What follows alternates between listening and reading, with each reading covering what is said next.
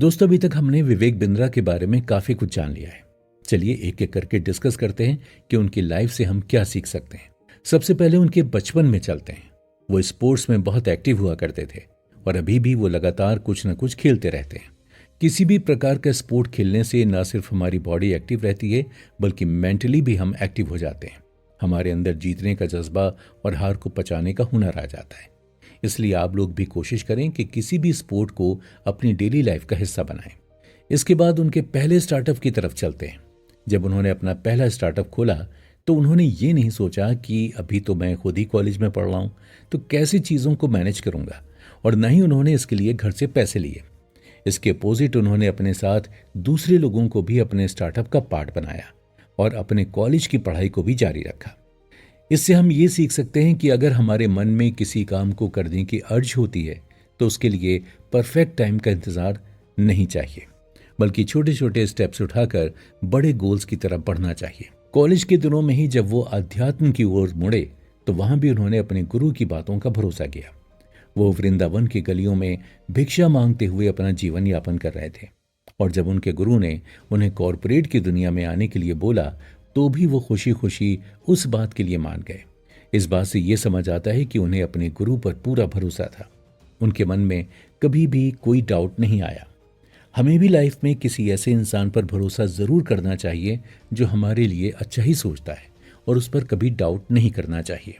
जब उन्होंने global ACT की शुरुआत एक कमरे से की तो भी वो अपने एम्प्लॉयज का पूरा ध्यान रखते थे, यहाँ तक कि टॉयलेट भी खुद ही साफ करते थे।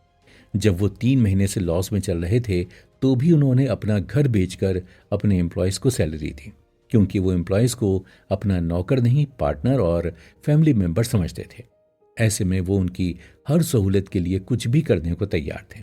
साथ ही साथ वो उनके साथ अपना लॉन्ग टर्म विजन शेयर करते थे। हमें भी लाइफ में अपने को वर्कर्स और जूनियर्स को सलीके से ट्रीट करना चाहिए और अपने सपनों में उन्हें भी साथ लेकर चलना चाहिए। विवेक से हमें एक बात और सीखने को मिलती है कि अपनी बात का पक्का रहना चाहिए। ऐसा करने से न सिर्फ हमारा विल पावर बढ़ता है, बल्कि लोगों की नज़रों में भी हमारी इज्जत बढ़ जाती है। विवेक ने ड्रिप लगाकर ही क्लाइंट्स को ट्रेनिंग दी, जबकि वो चाहते तो आराम से प्रोग्राम पोस्टपोन कर सकते थे, लेकिन वो अपनी जुबान के पक्के थे। इस प्रोग्राम के बाद कॉरपोरेट वर्ल्ड में उनका बोलबाला हो गया। इसलिए लाइफ में जब भी आपको कोई ऐसा मौका मिले, जब आपको लगे कि आप कोई काम नहीं कर सकते हैं, लेकिन आपने किसी को वादा कर दिया है, तो खुद के कंफर्ट जोन से बाहर निकलकर भी उस वादे को पूरा करना चाहिए। विवेक फ्यूचर को प्रिडिक्ट करके एक्शन प्लान बनाने में भी माहिर हैं।